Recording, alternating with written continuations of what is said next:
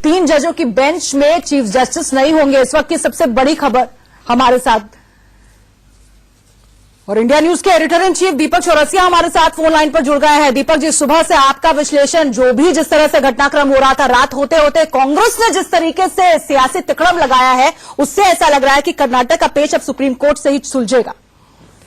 देखिए, बड़ी सिंपल सी बात है कविता, की ये दोनों तरफ से चल रहा था। दोनों तरफ से अपनी रणनीति और रणनीति के जवाब में जो रणनीति दी जाती है वो चल रही थी।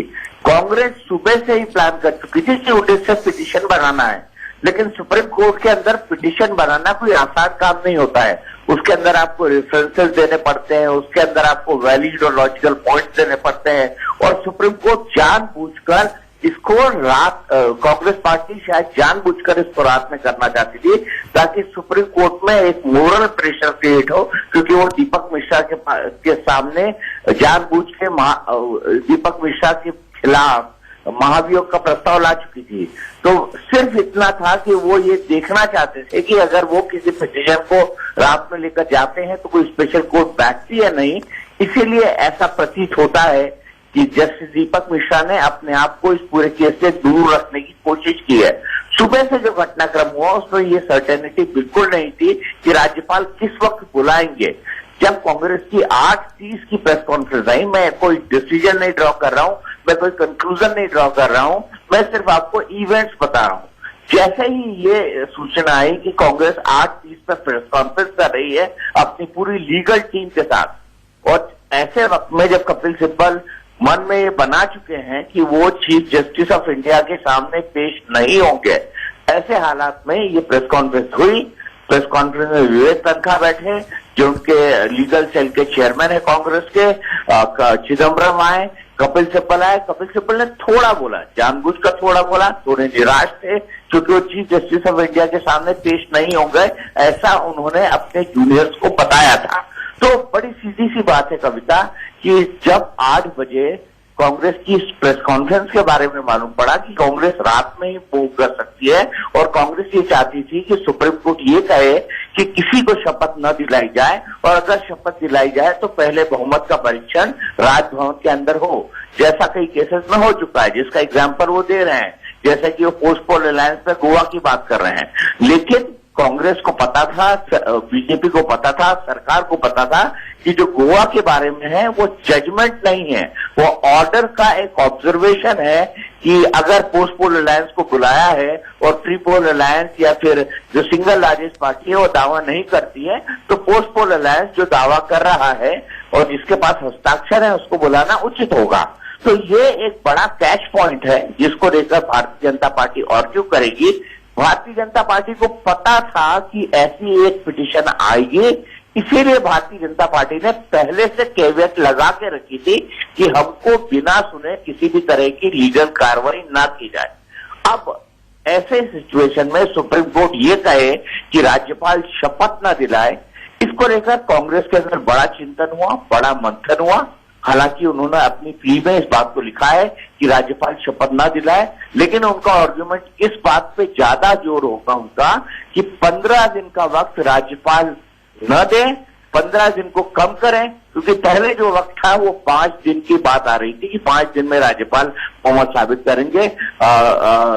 येदियुरप्पा ने ये कहा था कि उनको 7 दिन चाहिए बहुमत साबित करने के लिए। तो ये बड़ा दिलचस्प घटनाक्रम था कि राजनीति में कैसे शतरंज की चालें खेली जाती हैं, कैसे घोड़े से राजा को मारा जाता है या राजा को मारने की कोशिश की जाती है, लेकिन फिर उसके बीच में रानी आ जाती है या राजा आ जाता है। तो ये मैं आपको एक दिलचस्प घटनाक्रम बता रहा हूं कि क्या हुआ है पूरे के पूरे मसले में दिन भर। बिल्कुल दीपक जी, लेकिन हो क्या सकता है, क्योंकि इससे पहले हमने दर्शकों को भी दिखाया था जिस तरीके से संविधान के जानकार सुभाष कश्यप ने साफ तौर पर कहा था कि दरअसल ये राज्यपाल का ही विशेषाधिकार है, वो स्वविवेक से फैसला ले सकते हैं। उस फैसले को चुनौती देना अपने आप में, आप चाहे तो सुप्रीम कोर्ट चले जाए, लेकिन सुप्रीम कोर्ट भी क्या करेगा, यहां पर सवाल खड़ा होता है कि क्या कुछ हो पाएगा। देखिए, राष्ट्रपति और राज्यपाल का विवेक ये एक इतना बड़ा सवाल है कि जिस पर आज तक कोई जजमेंट नहीं दे पाया, जिस पर आज तक कोई बात नहीं कर पाया। और इस पूरे के पूरे मसले पर विवेक का मतलब क्या है इसको बताना और इसको डिफाइन करना बहुत मुश्किल है। तो समय समय पर डिफरेंट जजमेंट हुए हैं, लेकिन एसआर बोम्मई के जजमेंट का हवाला दे रही है कांग्रेस। और एसआर बोम्मई के इस जजमेंट में ये कहा गया है कि जो टेस्टिंग होगी, वो जो बहुमत का परीक्षण होगा, मुझे लग रहा है कि अभिषेक मनु सिंघवी बाहर निकल रहे हैं कुछ बात कहने के लिए, आपको उनको सुनना चाहिए। अभिषेक मनु सिंघवी। बिल्कुल बिल्कुल दीपक जी। यार माइक ले लोगे तो कैसे होगा भाई? सर कितने होपफुल है आप, खासकर सर इस तरफ एक बार सर, फर्स्ट स्टेप आपको फर्स्ट स्टेप से आपने पहले स्टेप के ऊपर आपने होपफुल है, खासकर मैडम निकलो ना, निकलो ना, निकल जाओ ना, निकलो सर। अरे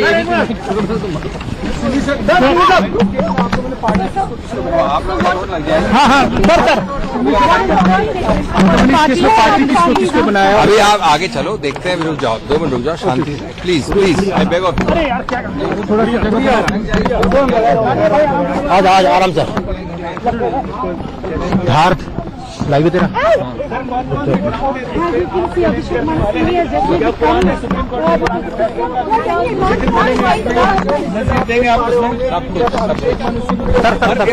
बीजेपी का ये कहना है कि कांग्रेस हमें सबक ना सिखाए कि क्या होती है।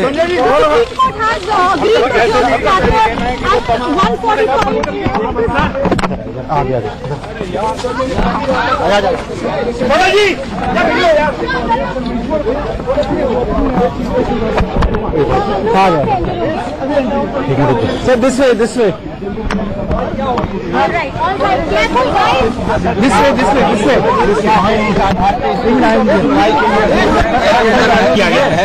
मैं बहस कैसे करूंगा भैया? Please please let me go in, please, I beg of you. चोट लग जाएगी सर, इसके इस तरफ जाके बोल दीजिए सर।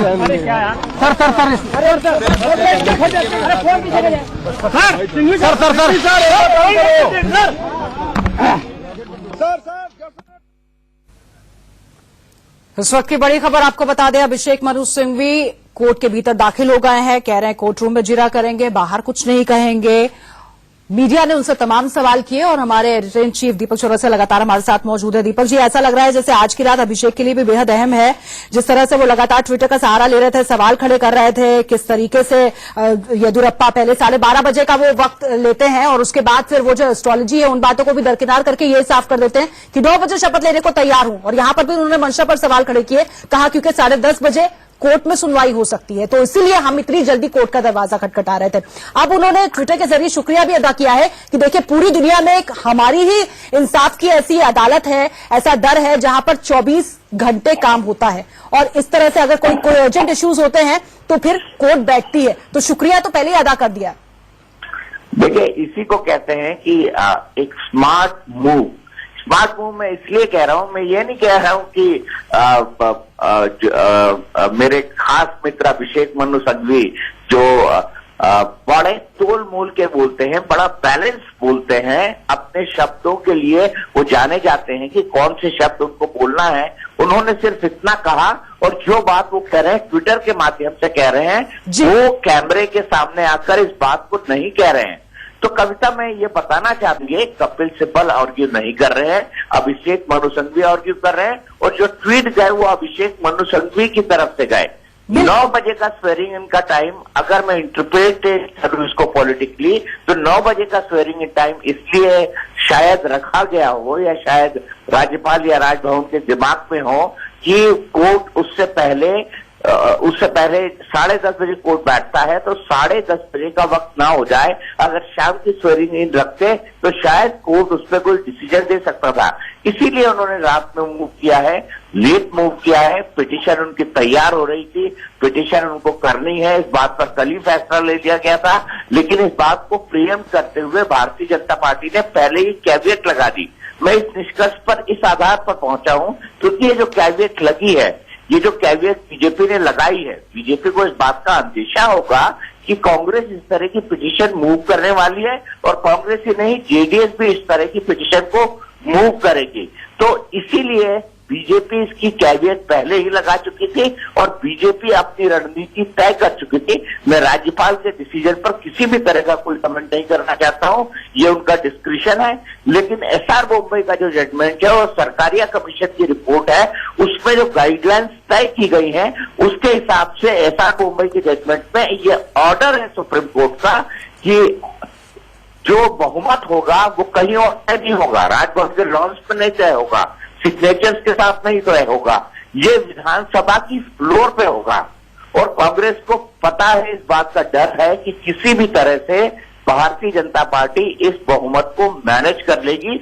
इसीलिए आज जेडीएस के नेता एचडी कुमारस्वामी वो काफी नाराज दिख रहे थे, कांग्रेस के नेता गुलाम नबी आजाद, कांग्रेस के नेता पी चिदम्बरम, कांग्रेस के नेता कपिल सिब्बल और कांग्रेस के नेता बाकी नेताओं का जो प्रेस कॉन्फ्रेंस में बैठे थे, उनका चेहरे को आप याद रखिए। और याद रखने के साथ साथ ये भी याद रखिए कि उसके बाद 9:30 बजे बीजेपी ने कांग्रेस ने प्रेस कॉन्फ्रेंस में क्या बोला और 9 बजे उन्होंने क्या बोला और भारतीय जनता पार्टी ने क्या जवाब दिया।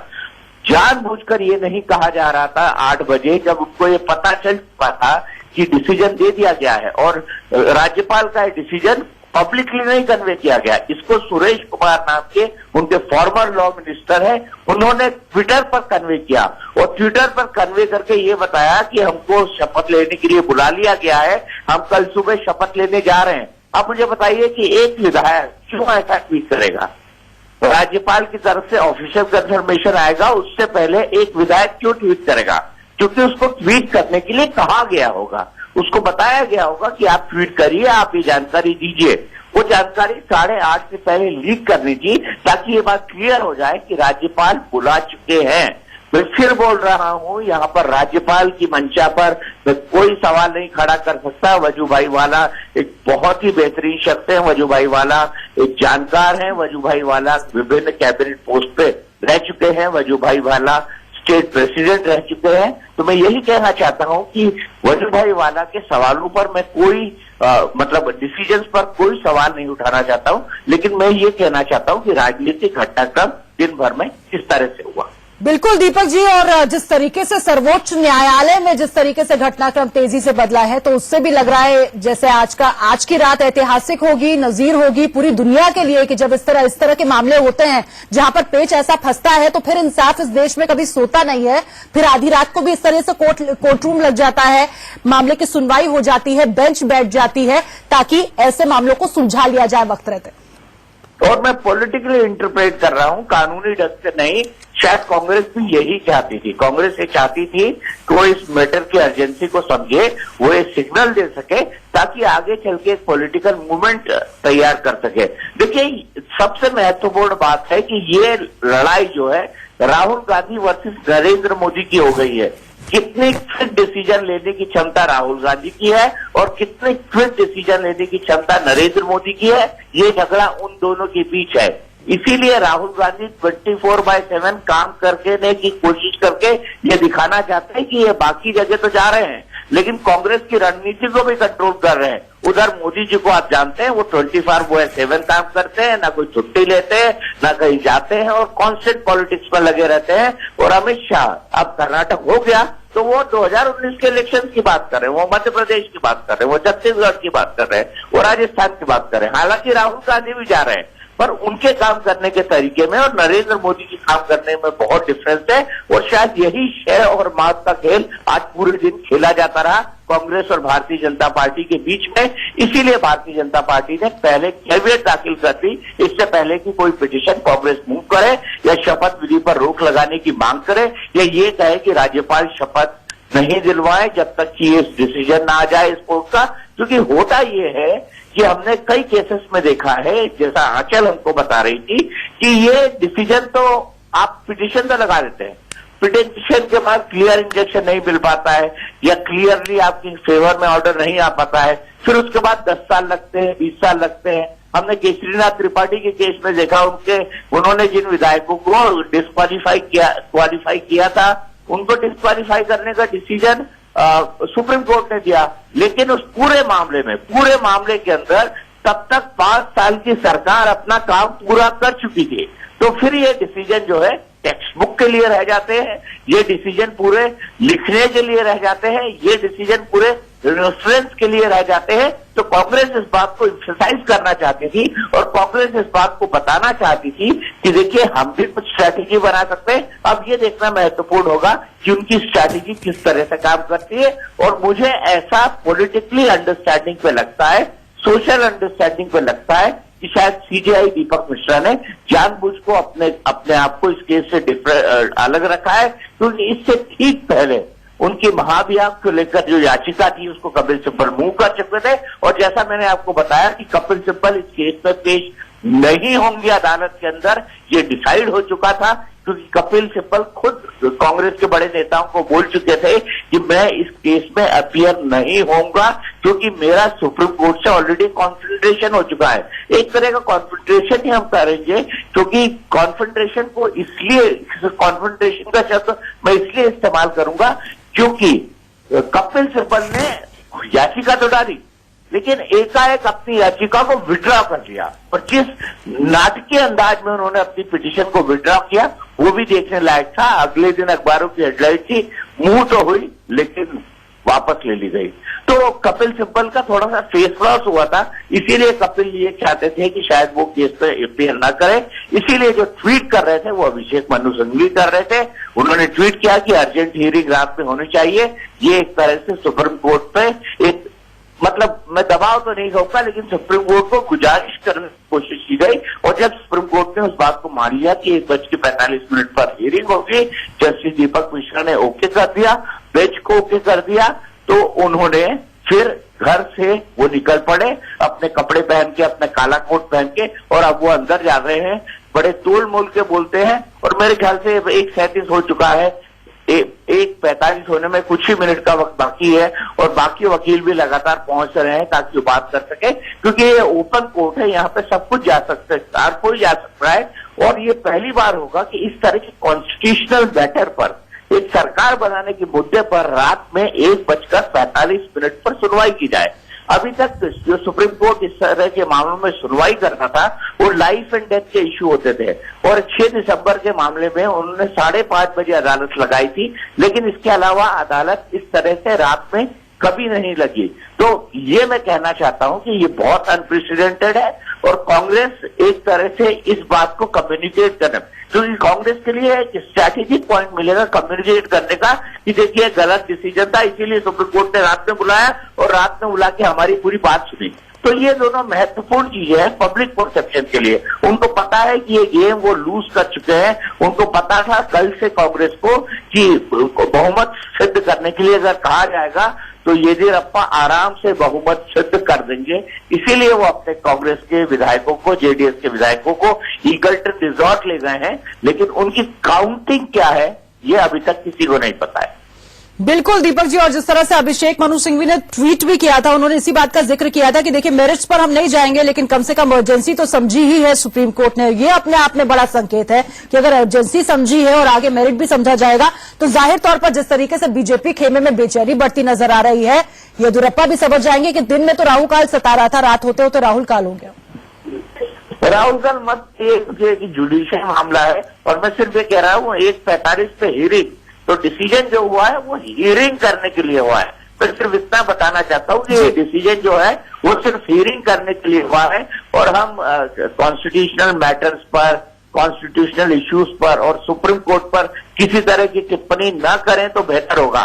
मैंने जो आपको बताया है एक पॉलिटिकल स्टूडेंट की तरह, एक राजनीतिक समीक्षक और राजनीतिक स्टूडेंट की तरह ये बताने की कोशिश की है कि परिस्थितियां दिन भर क्या थी, किस तरह से ऊपर नीचे चलता रहा, किस तरह से कर्नाटक में सिचुएशन होती रही, किस तरह से बीजेपी ने कैविएट फाइल की, किस तरह से कांग्रेस ने मूव किया।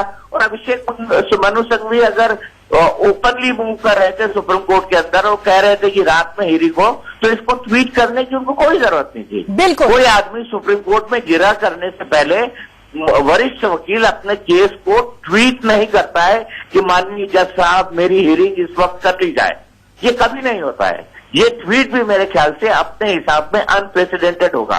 तो कविता हमको इस बात जी। को समझनी होगी कि जी। इस मामले में कई चीजें अनप्रेसिडेंटेड हुई। बिल्कुल, ये तो प्लान भी है जिसका हम जिक्र कर रहे हैं दीपक जी, कि प्लान है ये था कि आप राज्यपाल के पास गए, आपने बहुमत के लिए अपना जो दावा है वो पेश किया, वहां बात नहीं बनी, उसके बाद आप सुप्रीम कोर्ट गए। लेकिन ये प्लान सी, इसका जिक्र करना बहुत जरूरी है क्योंकि संसद भवन के बाहर कांग्रेस कार्यकर्ता प्रदर्शन कर रहे हैं, तस्वीरें हमारे सामने है। दीपक जी, इस पर क्या कहेंगे आप? तस्वीरें हमारे सामने, मैं वो उन तस्वीरों को देख रहा हूँ टीवी पर जी। मेरा टीवी सामने चल रहा है और मैं आपको भी देख रहा हूँ कविता। मैं सिर्फ ये बताना चाहता हूँ कि मैं आपसे जानना चाहता था कि ये तस्वीरें कहाँ हैं।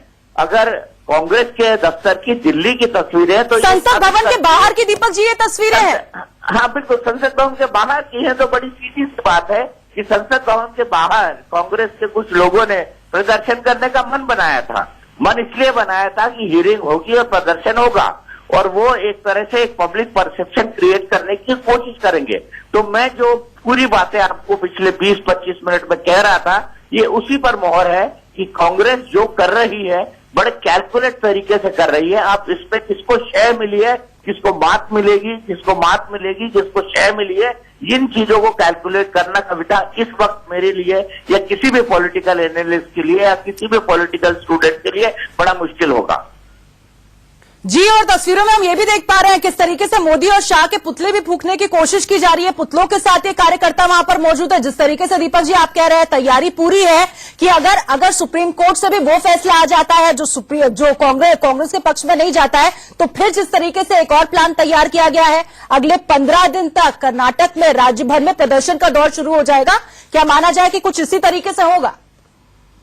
देखिए, कर्नाटक में क्या होगा मैं इस पर टिप्पणी दिल्ली में बैठ के नहीं करना चाहूंगा, लेकिन मैं ये कहना चाहूंगा कि कांग्रेस और बीजेपी के बीच में बड़ा पॉलिटिकल माइंड गेम शुरू हुआ है। और ये माइंड गेम किस लिए है कविता? ये माइंड गेम इसलिए है कि राहुल गांधी, जिनके बारे में कहा जा रहा था कि वो लगातार असफल रह रहे हैं, राहुल गांधी जिनके बारे में कहा जा रहा था कि उनकी डिसीजन मेकिंग की क्षमता कम है, राहुल गांधी जिनके बारे में कहा जा रहा था कि वो पार्ट टाइम पॉलिटिशियन है, राहुल गांधी जिनके बारे में कहा जा रहा था कि माफ कीजिएगा इस शब्द का मैं इस्तेमाल कर रहा हूं, मुझे नहीं करना चाहिए था, जो सोशल मीडिया उनके बारे में लिखता है, पप्पू, उस इमेज से बाहर आना चाहते हैं और ये बताना चाहते हैं कि मैं कोई डिसिसिव पॉलिटिकल स्ट्रैटेजी बना सकता हूं और शायद उस स्ट्रैटेजी को आज दिखाने की, उसको एग्जिबिट करने की वो कोशिश कर रहे हैं। और मुझे नहीं पता कि शय और मात के खेल में सुप्रीम कोर्ट क्या जजमेंट देगा, क्योंकि मैं बता नहीं सकता।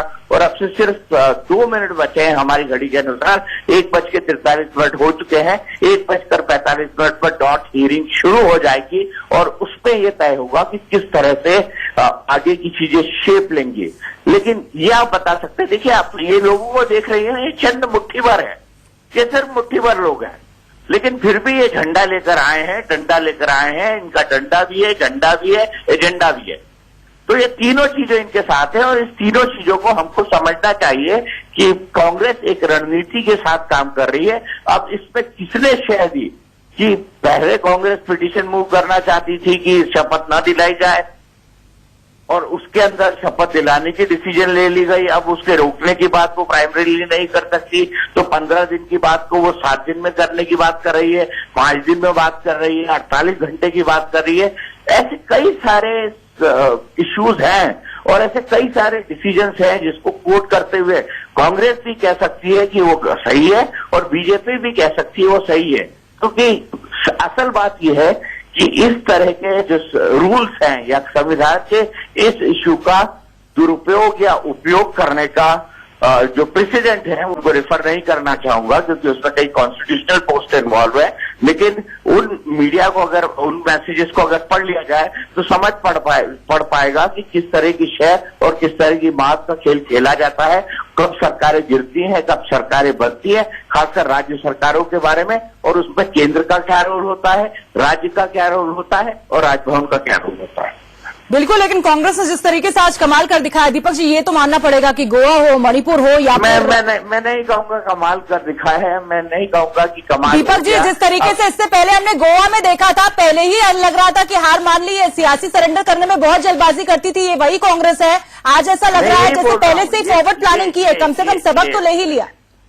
फॉरवर्ड प्लानिंग उन्होंने की है, लेकिन फॉरवर्ड प्लानिंग में थोड़ी सी शायद मेरे ख्याल से मेरे हिसाब से थोड़ी सी चूक हो गई। जी। लेकिन अब गोवा का वो दाग कांग्रेस के अध्यक्ष राहुल गांधी अपने ऊपर से धोना चाहते हैं।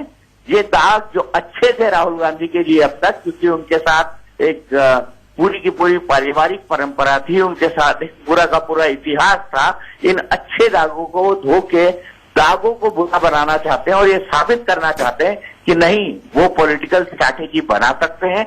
वो ये साबित कर सकते हैं कि रात में उनके लिए ही पूरी की पूरी स्पेशल बेंच लग जाए या उनकी पार्टी के कहने पे लग जाए, क्योंकि इसमें दो पार्टीज हैं, एक तो कांग्रेस है और दूसरी जेडीएस है। जी बिल्कुल बिल्कुल बिल्कुल दीपक जी, अब अगले कुछ पल बेहद अहम होंगे क्योंकि 1:45 यही वो वक्त था जब ये कहा जा रहा था कि मुझे लगता है कि ये वक्त है कि आप सुप्रीम कोर्ट जाए। जी बिल्कुल 1:45 हो चुके हैं। मुझे लगता है कि कविता ये वक्त है कि सुप्रीम कोर्ट जाए। मेरा विश्लेषण बहुत हो चुका है और गवर्नर साहब बात करेंगे को डिस्क्रिशन है कि लार्जेस्ट पार्टी को बुलाएं और उन्होंने लार्जेस्ट पार्टी को बुलाया है। लार्जेस्ट पार्टी अगर सरकार बना सकती है तो बनाएगी, नहीं बना सकती तो दूसरी पार्टी को मौका दिया जाएगा। जजमेंट कह रही है, गोवा जजमेंट में सुप्रीम कोर्ट का ही डिसीजन था, सिंगल लार्जेस्ट पार्टी के लिए सर। गोवा जजमेंट में कांग्रेस पार्टी ने अपना पक्ष नहीं रखा था, ये इसका फर्क है। और गवर्नर साहब, राज्यपाल साहब का बड़ा ऊंचा ओहदा है, वो सब चीज मद्देनजर देखते हुए रखते हुए ये डिसाइड करेंगे कि लार्जेस्ट पार्टी को बुलाया है तो इसमें कोई खामी नहीं है। एक बात बार बार कही जा रही है, एक तरफ 16 विधायक है, एक तरफ 104 है, विधायक बाकी है ही नहीं, तो गवर्नर जो है वो जेडीएस और कांग्रेस को तोड़ने के लिए उकसा रहे हैं। ये तोड़ मरोड़ विधायक है ही नहीं तो कहा क्या बहुत चाहिए। आपको क्या मालूम विधायक है कि नहीं है? ये विधायक है या नहीं है, ये असेंबली के फ्लोर पे ही पता चलेगा, ना गवर्नर के घर में और ना मुख्यमंत्री के घर में। बट अगर कांग्रेस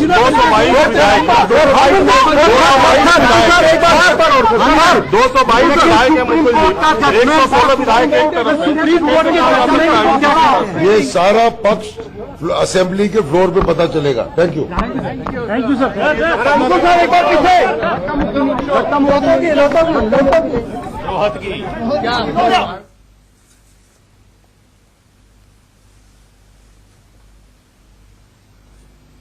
और इस वक्त की बड़ी खबर आपको बता दें, ये वही जज है जो उस मामले की सुनवाई कर रहे हैं। 1:45 पर सुनवाई शुरू होनी थी, शुरू हो चुकी है। 3 तस्वीरें हम आपको दिखा रहे हैं। तीनों जज जो कि इस मामले की सुनवाई कर रहे हैं, जज सीकरी हैं, तीनों जज जिनका हम लगातार जिक्र कर रहे हैं, जो इस मामले की बेहद अहम मामले की सुनवाई कर रहे हैं।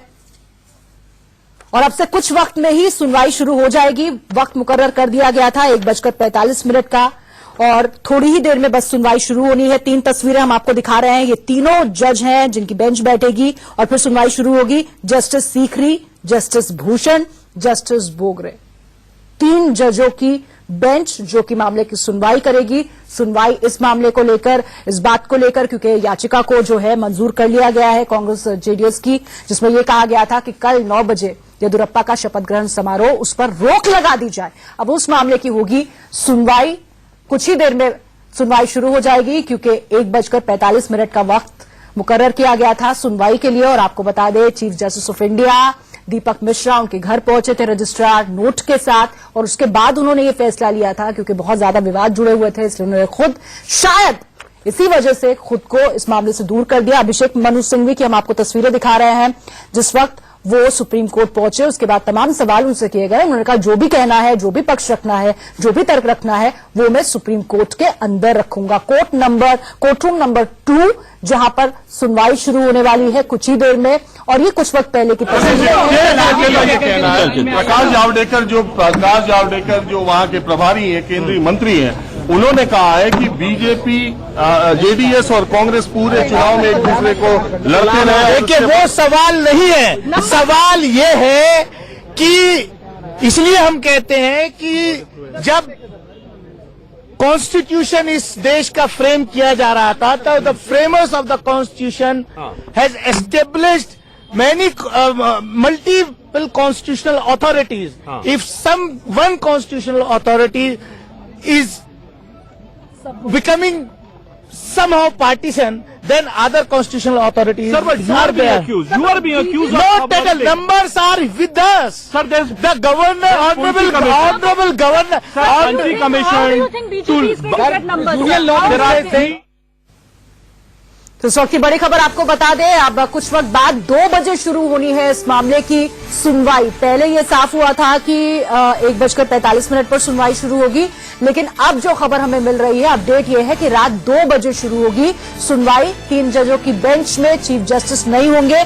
ये अहम बात है जिसका हम लगातार जिक्र कर रहे थे। हालांकि उन्होंने फैसला लिया है था कि 1:45 पर सुनवाई शुरू होगी और कौन कौन से जज है जो इस मामले में बेंच में शामिल होंगे, उनका नाम हम लगातार आपको बता रहे हैं। Justice Sikri, justice Bhushan, justice Bobde, ये इस मामले की सुनवाई करेंगे। पूर्व अटॉर्नी जनरल मुकुल रोहतगी भी सुप्रीम कोर्ट पहुंच चुके हैं।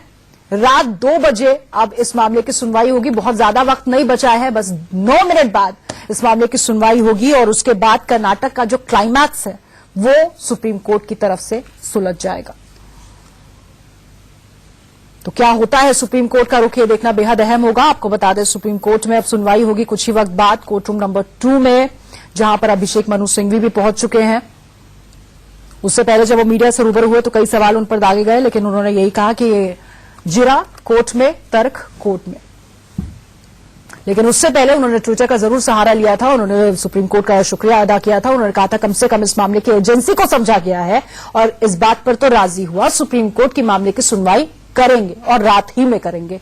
और पूरी दुनिया में ऐसा कौन सा न्यायालय होगा जो इस तरह से फैसले लेगा? कुमार स्वामी की रात की नींद गायब नहीं, रात की नींद बीजेपी के लीडरों की गायब हुई है। ये जो इंसाफ का न्यायालय है ना, ये रात के 2 बजे ऐसे ही नहीं खुला है। सीट पाके आप मुख्यमंत्री बन जाए, 104 सीट वाला न बने। 57% लोगों को रिप्रेजेंट कर रहे हैं हम लोग। 57% लोगों ने जो है जेडीएस, कांग्रेस और बीएसपी अलायंस को वोट दिया है। What you are talking? So where do you think BJP is going to get its number from? They start at 104 right now. BJP will get this number from the heaven. Sir, do you think they are No, from where? frustrated? 100%. That is their intention. They want to repeat the Operation Lotus again in Karnataka, and people of Karnataka doesn't want that to be repeated. Already money is being offered to them, sir. The BJP and JDS MLAs are being offered. That is everything is on record.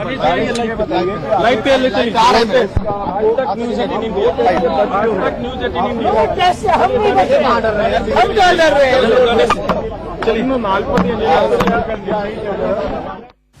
तो जबरदस्त आक्रोश को समझा जा सकता है। ये कहा जा रहा है कि ना कांग्रेस डरी हुई है, ना जेडीएस डरी हुई है। दरअसल इस वक्त तो बीजेपी डरी हुई है, क्योंकि ये पता था कि आंकड़ा उसके पास था ही नहीं। खरीद फरोख्त ऑपरेशन लोटस की तैयारी में थी, लेकिन उससे पहले देखिए रात के 2 बजे हमने इंसाफ के मंदिर को खुलवा दिया है। इंसाफ के मंदिर पर हम पहुंच चुके हैं। सुप्रीम कोर्ट को भी समझ में आ रहा है कि मामला कितना अहम है, कितना संवेदनशील है, कितना अर्जेंट है। और ये कुछ वक्त पहले की तस्वीरें हम आपको दिखा रहे हैं, जब अभिषेक मनु सिंघवी जो कांग्रेस की तरफ से पक्ष रखेंगे, दलीलें देंगे, पैरवी करेंगे, जिरा करेंगे, वो पहुंचे थे सुप्रीम कोर्ट।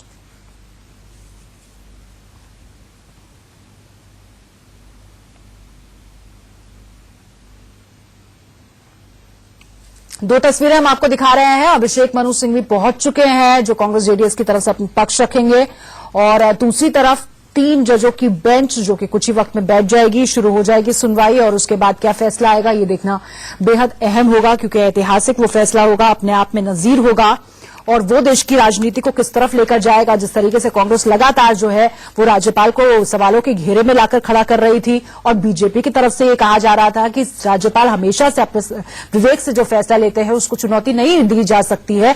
और कांग्रेस अगर हम पर लगातार इल्जाम लगा रही है कि हम लोकतंत्र का गला घोट रहे हैं, तो ये काम तो लगातार वो खुद करती आई है। संविधान की धज्जियां उसने उड़ाई है और नाम हमारा ले रही है। तो आरोप प्रत्यारोप की राजनीति चल रही थी, और इन सबके बीच आधी रात को सुप्रीम कोर्ट का दरवाजा खटखटाया। कांग्रेस जेडीएस ने, आपको बता दें, एक जॉइंट पिटीशन फाइल की गई थी, और उसके बाद तुरंत रजिस्ट्रार ने नोट्स बनाए और उसके बाद वो पहुंचे सीजेआई आवास पर। फिर दीपक मिश्रा से उनकी बात होती है। उसके बाद दीपक मिश्रा इस कंक्लूजन पर पहुंचते हैं कि 3 जजों की बेंच बैठेगी जिसमें वो नहीं होंगे, वो खुद दूरी बनाते हैं। उसके बाद 3 जजों की एक बेंच, और ये देखिए अभी कुछ वक्त बाद सुनवाई शुरू हो जाएगी मामले की। और इसी बात को लेकर ट्विटर के जरिए अभिषेक मनु सिंघवी ने शुक्रिया भी अदा किया सुप्रीम कोर्ट का कि मामले के मेरिट पर मैं नहीं बात करना चाहता हूं इस वक्त, लेकिन ये जरूर कहूंगा कि एजेंसी को तो समझा है, न्यायालय ने ये तो समझा है कि ये मामला बहुत जरूरी है, और ये भी साफ हो गया कि भारत में इंसाफ कभी सोता नहीं है। वो 24/7 आम आदमी के लिए, ऐसे इंपॉर्टेंट मुद्दों के लिए हमेशा रहता है। आप दरवाजा खटखटाइए, दरवाजा खुलेगा। तो जो तस्वीरें हम आपको दिखा रहे हैं और इसी से साफ हो जाएगा। बस देखिए बहुत कम इंतजार अब बचा है। अब 2 बजे जब सुनवाई शुरू होगी मामले की, और उसके बाद क्या फैसला आता है ये देखना बेहद अहम होगा। और उससे भी अहम ये होगा देखना कि कर्नाटक का जो क्लाइमैक्स है वो किस तरीके से सुलझता है सुप्रीम कोर्ट के जरिए, क्योंकि राज्यपाल की जहां तक बात करें, राज्यपाल ने देर शाम न्योता दे दिया येदियुरप्पा को कि आप सरकार बनाइए, और उसके लिए येदियुरप्पा ने पूरी तैयारी कर ली थी। पहले उन्होंने कहा था कि ग्रहों के मुताबिक, ग्रहों की चाल कुछ ऐसी है, ज्योतिष के मुताबिक 12:30 बजे का वक्त एकदम उत्तम है। लेकिन उसके बाद जिस तरीके से कांग्रेस ने मन बना लिया सुप्रीम कोर्ट की तरफ जाने का, दरवाजा खटखटाने का, तो तुरंत वो वक्त जो है वो पीछे की तरफ खिसक जाता है, और फिर नया वक्त सामने आता है। 9 बजे का वक्त, सुबह 9 बजे का वक्त राजभवन में मिला है येदियुरप्पा को शपथ लेने के लिए। लेकिन उससे पहले देखिए, ये रात के 2 बजे की हम आपको तस्वीरें दिखा रहे हैं। 2 बजने वाले हैं, 4 मिनट बाकी है। 2 तस्वीरें बेहद अहम। संसद भवन के सामने कांग्रेस के कार्यकर्ता किस तरीके से मोदी का, अमित शाह का पुतला लेकर किस तरीके से विरोध प्रदर्शन कर रहे हैं, वो हम आपको तस्वीरें दिखा रहे हैं।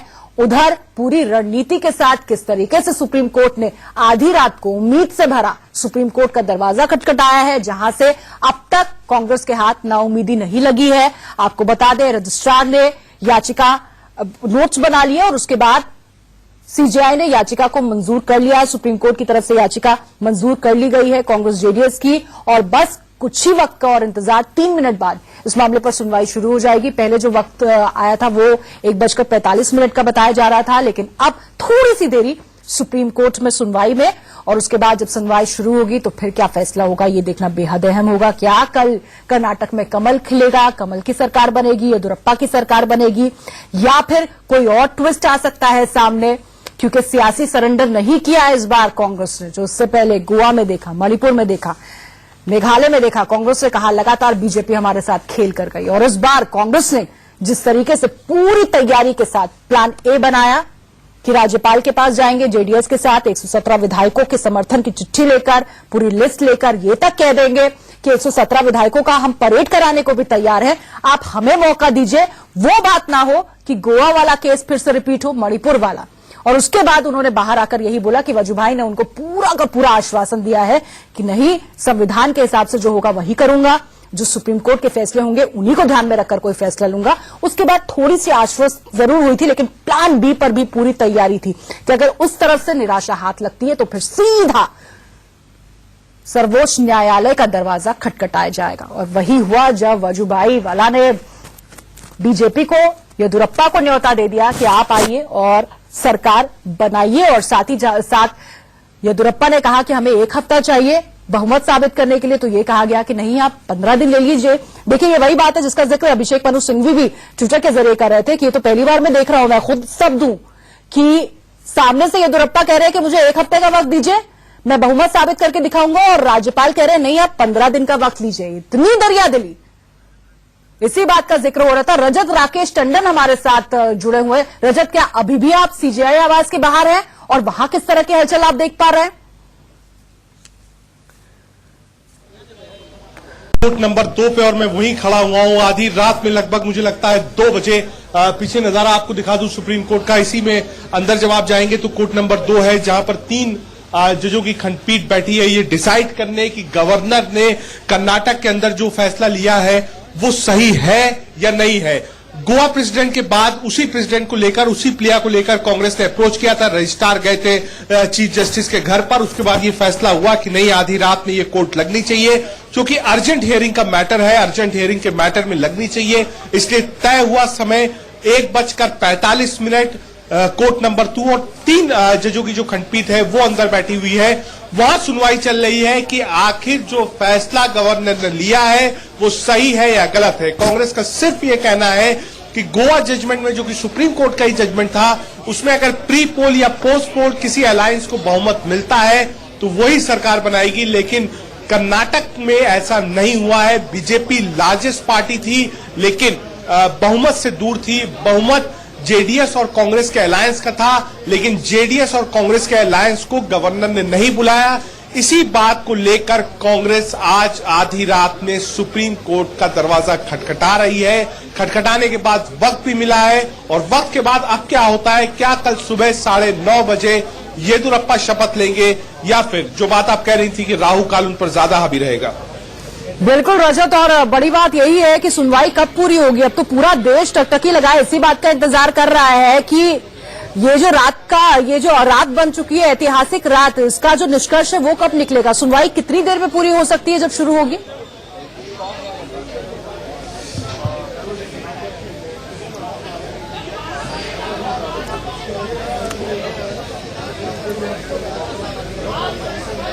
रजत, क्या मेरी आवाज आप तक पहुंच पा रही है?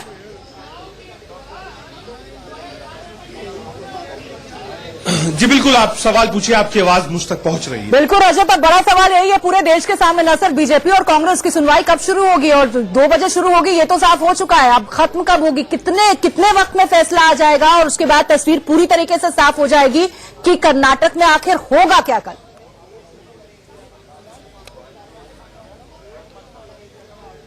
देखिए, 1:45 का टाइम मुकर्रर था। बाकायदा जितने भी लॉयर्स थे जो कांग्रेस को रिप्रेजेंट कर रहे थे वो अंदर पहुंचे हुए हैं, जो जूनियर काउंसिल्स थे वो अंदर पहुंचे हुए हैं, जो जजेस थे वो भी कोर्ट नंबर 2 में बैठे हुए हैं। मुझे लगता है कि एक जिरे का मैटर है, लगभग 30 से 40 मिनट इसमें लगना चाहिए। तो आप एक्सपेक्ट करिए कि 2:30 बजे से लेके 2:45 बजे के बीच में जो भी जजमेंट आना होगा वो आएगा और यहीं से फैसला होगा दिल्ली के सुप्रीम कोर्ट से कि क्या कर्नाटक में बीजेपी की सरकार बनेगी या फिर मौका कोलिशन यानी जेडीएस और कांग्रेस को मिलेगा। क्या येदियुरप्पा कल शपथ लेंगे या फिर शपथ पर रोक सुप्रीम कोर्ट लगाएगी? बिल्कुल, और मुकुल रोहतगी जिस तरीके से वहां पहुंचे, माना जाए कि केंद्र का पक्ष वो रखेंगे।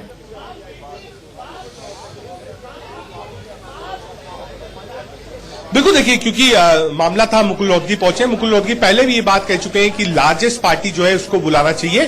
तो आप कह सकते हैं जो अंदर बहस होगी, जो बहस का जिस्ट होगा, जो मैं समझ सकता हूं, अगर मुकुल रोहतगी इस बात को कह रहे हैं कि लार्जेस्ट पार्टी का प्ले है और कांग्रेस पार्टी कह रही है कि कोलिशन और नंबर्स जिसके पास है उसका प्ले है, तो बहस इसी बात पे होगी कि लार्जेस्ट पार्टी को बुलाना चाहिए या फिर प्री पोल या पोस्ट पोल अलायंस जिसको बहुमत मिला है उसको गवर्नर को बुलाना चाहिए। सिर्फ इसी एक बात पर बहस सुप्रीम कोर्ट में होगी, कोर्ट नंबर 2 में, जो ये बताएगा कि कर्नाटक में राजनीतिक भविष्य कल सुबह 9 बजे के बाद क्या होगा। और रजत, जिस बात का लगातार अभिषेक मनु सिंघवी भी जिक्र कर रहे थे कि 15 दिन का वक्त क्यों दिया जा रहा है बहुमत साबित करने के लिए, जब सामने से मांग हो रही है 7 दिनों की, आप दे रहे हैं 15 दिन का वक्त। इसका मतलब हॉर्स ट्रेडिंग को कहीं ना कहीं बढ़ावा दे रहे हैं। क्या कांग्रेस इस पर भी वहां पर अपना पक्ष रखेगी, कहेगी अगर ठीक है यहीं पर अगर बहुमत साबित करना है तो फिर वक्त कम हो, टेन्योर कम हो?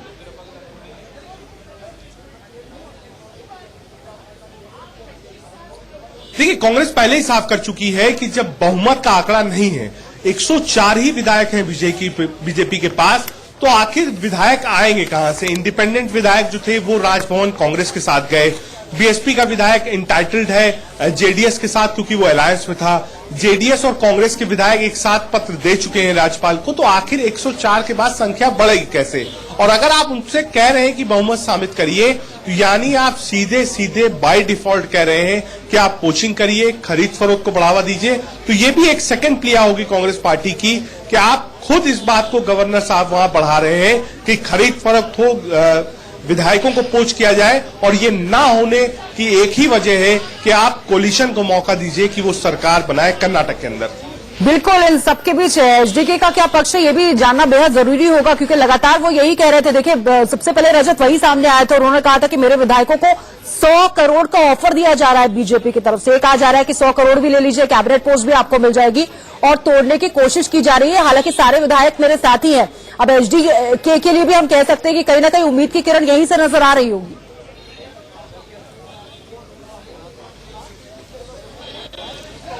जी बिल्कुल, देखिए कांग्रेस और जेडीएस इस बात को जानती है कि अगर 15 दिन का वक्त जो गवर्नर ने मुकम्मल किया है, 7 दिन के वक्त मांगने पर अगर वो 15 दिन बीजेपी को मिलता है तो इतने ज्यादा समय तक इतने हॉट सिचुएशन में जेडीएस और बीजेपी अपने विधायकों को माफ करिएगा, जेडीएस और कांग्रेस अपने विधायकों को रोक नहीं पाएगी।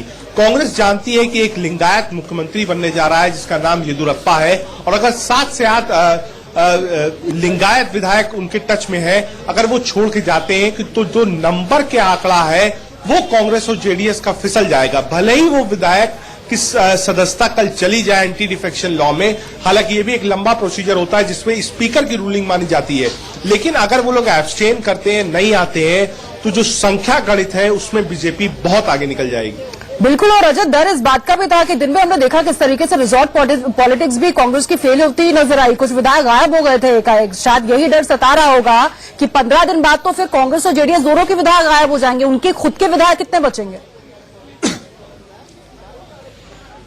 ऑपरेशन लोटस का भी लगातार जिक्र हो रहा था। बिल्कुल, देखिए 12 से 14 विधायक ऐसे थे जो कांग्रेस के नहीं पहुंच पाए, लेकिन जब हमारी बिल्कुल देखिए कई लोग नहीं पहुंच पाए, कांग्रेस के लगभग 12 विधायक जो थे वो रिजॉर्ट नहीं पहुंच पाए मीटिंग के लिए, लेकिन कांग्रेस ने यही कहा कि एक दिन पहले रिजल्ट आया है, कई लोग कर्नाटक में दूर रहते हैं बैंगलोर से, इसलिए हम कोशिश कर रहे हैं। लेकिन शाम तक कांग्रेस ने कहा कि जितनी 117 की संख्या साइन कर जेडीएस और कांग्रेस ने गवर्नर को दी है, वो रेडी है कि अगर गवर्नर उनको मौका देंगे तो 117 विधायक कांग्रेस और जेडीएस के राजभवन में मार्च करने के लिए तैयार है।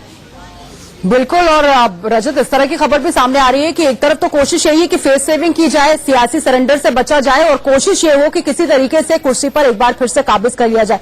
लेकिन सिद्धरामैया को लेकर काफी नाराजगी है कांग्रेस हाईकमान में। माना यह जा रहा है कि जो कम सीटें आ रही है, हार का कहीं ना कहीं जिम्मेदार उन्हीं को माना जा रहा है।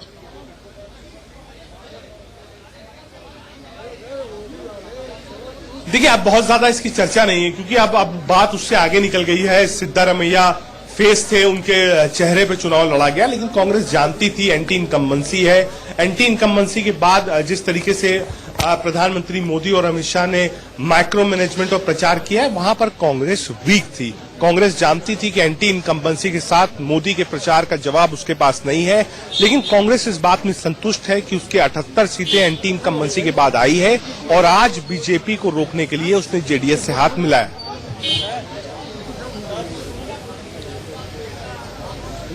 रजत, बड़ा सवाल यही है कि क्या अभिषेक मनु सिंघवी के अलावा कांग्रेस का कोई और कद्दावर नेता भी इस वक्त वहां पर मौजूद है? क्योंकि पूरी की पूरी बटालियन है, इतनी जबरदस्त तैयारी थी, इतना जबरदस्त होमवर्क था, क्या कुछ और बड़े चेहरे भी वहां पर नजर आ रहे हैं इस वक्त?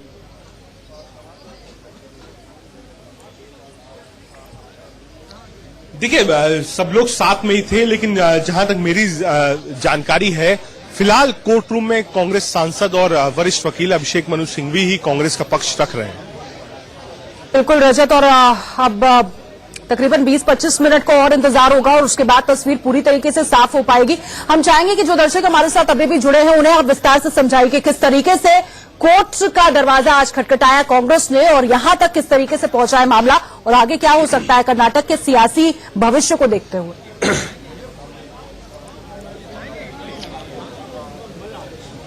देखिए, अगर शाम की बात करें तो 8:15 बजे रणदीप सुरजेवाला, पी चिदम्बरम और कपिल सिब्बल प्रेस कॉन्फ्रेंस करते हैं। उसमें साफ कहते हैं कि गवर्नर अगर डिसीजन लेते हैं तो गलत होगा। ये उस वक्त का समय है जब गवर्नर की चिट्ठी पब्लिक नहीं हुई थी, इसीलिए कांग्रेस के नेता और कांग्रेस के वकील इस बात को कहने से हिचकिचा रहे थे कि गवर्नर ने 9 बजे का टाइम येदियुरप्पा को दिया है। इसीलिए कह रहे थे कि कोर्ट और राष्ट्रपति दोनों के दरवाजे खुले हैं, लेकिन इंतजार है सिर्फ इस बात का कि वहां से ऑफिशियल हो जाए कि हाँ 9 बजे येदियुरप्पा को बुलाया गया है। जब ये बात ऑफिशियल हो गई कि येदियुरप्पा को बुलाया गया है, तो आनंद फानन में जितने भी वकील थे कांग्रेस के वो साथ में बैठे। उन्होंने सुप्रीम कोर्ट में रजिस्ट्रार के एप्लीकेशन मूव करी, अर्जेंट हियरिंग की एप्लीकेशन लगाकर रजिस्ट्रार सीजीआई के घर गए, लगभग आप कह सकते हैं 12:30 से 1 बजे के बीच में। उसके बाद सीजीआई ने ये निर्देश किया कि कोर्ट नंबर 2 में 3 जजों की बेंच बैठेगी और इसकी सुनवाई होगी। उसके बाद कांग्रेस को ये इंस्ट्रक्शंस दिए गए, ये मैसेज दिया गया कि हाँ सुनवाई होगी। उसके बाद यहाँ सुप्रीम कोर्ट में मेरे ठीक पीछे ये सुनवाई चल रही है कि आखिर कर्नाटक में येदियुरप्पा की शपथ कल होगी नहीं होगी। गवर्नर ने जो डिसीजन लिया है येदियुरप्पा को बुला के, वो सही है या गलत है, इसी को लेकर जिरह कोर्ट नंबर 2 में सुप्रीम कोर्ट के चल रही है। दिलचस्प बात वो भी है जब प्रधानमंत्री नरेंद्र मोदी खुद कैंपेनिंग कर रहे थे और लगातार यही कह रहे थे कि मीडिया जो है वो एसी कमरों में बैठकर ऐसा गलत बना रही है कि लगातार कह रही है त्रिशंकु विधानसभा होगी, जबकि हम आपको बता दें कि बीजेपी को पूर्ण बहुमत मिलेगा। अगर मिल जाता तो फिर ये तस्वीर ही उभर कर सामने नहीं आती, और नहीं मिला इसका मतलब कैलकुलेशन बिल्कुल सटीक। गाड़ियों का काफिला आया, मैं अपने कैमरामैन से कहूंगा कि वो दिखाए। ये कुछ गाड़ियों का काफिला है जो आप देख सकते हैं। ये गाड़ियों का काफिला यहाँ पर आया है। जो और वकील है वो यहाँ पर आ रहे हैं। मुझे लगता है जो सीनियर काउंसिल है वो यहाँ पहुंच रहे हैं। तो आप कह सकते हैं कि जो काफिला है गाड़ियों का वो यहाँ पर आ रहा है। जी रजत, लेकिन इन तस्वीरों से क्या हम इस निष्कर्ष तक पहुंच सकते हैं कि 2 बजे जिस मामले की सुनवाई होनी थी वो अभी थोड़ी उसमें अभी और देरी हो सकती है, कुछ और लोग भी अभी अंदर जा सकते हैं, या फिर सुनवाई शुरू हो चुकी है? ये तो देखिए सुनवाई शुरू हो चुकी है। अंदर जो लोग पहुंचने थे वो पहुंच चुके हैं। जो और लोग वेटिंग में थे वो मुझे लगता है कि जो और काउंसिल नीडेड थे या किसी कागज की जरूरत थी वो आई है। लगातार गाड़ियों का काफिला जो है वो आया है। कुछ और जो 2-3 सीनियर काउंसिल थे वो उतरकर कोर्ट की तरफ गए हैं। गाड़ियों को अंदर जाने की इजाजत फिलहाल नहीं है। ये लाइव तस्वीरें आप देख रहे हैं, गाड़ियों का काफिला है, ये यहाँ पर खड़ा हुआ है। बिल्कुल, और बीजेपी की बेचैनी भी इस रात बहुत ज्यादा बढ़ रही होगी। क्या ऐसा हो सकता है कि कुछ बीजेपी के दिग्गज नेता भी अभी मौके पर पहुंच रहे हो सुप्रीम कोर्ट के बाहर अपनी प्रतिक्रिया देने के लिए, या फिर मामले पर नजर बनाए रखने के लिए? देखिए मैं बिल्कुल कंफर्म नहीं हूं इस बात को कि बीजेपी की तरफ से अंदर कौन है। क्या बीजेपी को नोटिस मिली है, क्या बीजेपी ऑब्जेक्ट करेगी इस वक्त हियरिंग के लिए? ये सब कुछ जब तक मेरी सहयोगी आंचल नहीं आ जाती तब तक क्लियर नहीं होगा, और हम कोई गलत जानकारी नहीं देना चाहेंगे।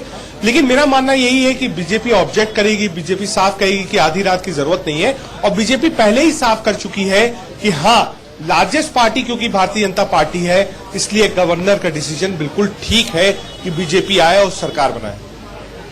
बिल्कुल रजत, और यही देखना होगा कि कब तक जो तस्वीर है वो पूरी तरीके से साफ हो जाती है। एक बार फिर से अपने दर्शकों को बता दें कि पहले 1:45 का वक्त मुकर्रर किया गया था सुनवाई के लिए। उसके बाद सुनवाई में थोड़ी सी देरी हुई है, 2 बजे सुनवाई शुरू हो चुकी है, और किसी भी वक्त अब फैसला सामने आ जाएगा। जैसे हमारे सहयोगी रजत हमें बता रहे थे, रजत राकेश टंडन, कि 20 से 25 मिनट, ज्यादा 30 मिनट, और उसके बाद तस्वीर साफ हो जाएगी। उसके बाद जो फैसला है वो बाहर आ जाएगा, वो फिर साफ हो जाएगा, और उससे ये साफ हो जाएगा कि कल कर्नाटक में क्या होगा। क्योंकि अब तक जो होना है उस हिसाब से तो 9 बजे येदियुरप्पा को सीएम पद की शपथ लेनी है, लेकिन उसी को रोकने के लिए तो कांग्रेस ने सुप्रीम कोर्ट का दरवाजा खटखटाया था, और इसीलिए तो फिर ये मामले की सुनवाई शुरू हुई है। लेकिन अब ये बेंच क्या फैसला लेती है, इस पर निगाहें टिकी हुई है। आज की सबसे बड़ी सियासी खबर, कर्नाटक का जो रण है उसका, जो कर्नाटक का जो नाटक है उसका कह सकते हैं कि पटाक्षेप जो है वो सर्वोच्च न्यायालय से ही होना है, और कर्नाटक का क्लाइमैक्स जो है वो अब सुप्रीम कोर्ट ही तय करेगा। इस वक्त की बड़ी खबर बता दें, 3 जजों की बेंच जो है वो सुनवाई कर रही है। अभिषेक मनु सिंघवी, जैसा कि हमने आपको सबसे पहले शाम को ही बता दिया था कि कांग्रेस की तरफ से वही पक्ष रखेंगे, वही बात सामने आई है। मुकुल रोहतगी जो है वो बीजेपी की तरफ से पक्ष रख रहे हैं, कांग्रेस जेडीएस का पक्ष रख रहे हैं। अभिषेक मनु सिंघवी, 3 जजों की बेंच इस मामले की सुनवाई कर रही है। जस्टिस दीपक मिश्रा उस बेंच में शामिल नहीं है। उन्होंने ये फैसला लिया था कि 1:45 पर सुनवाई होगी, और कौन कौन से जज शामिल होंगे बेंच में?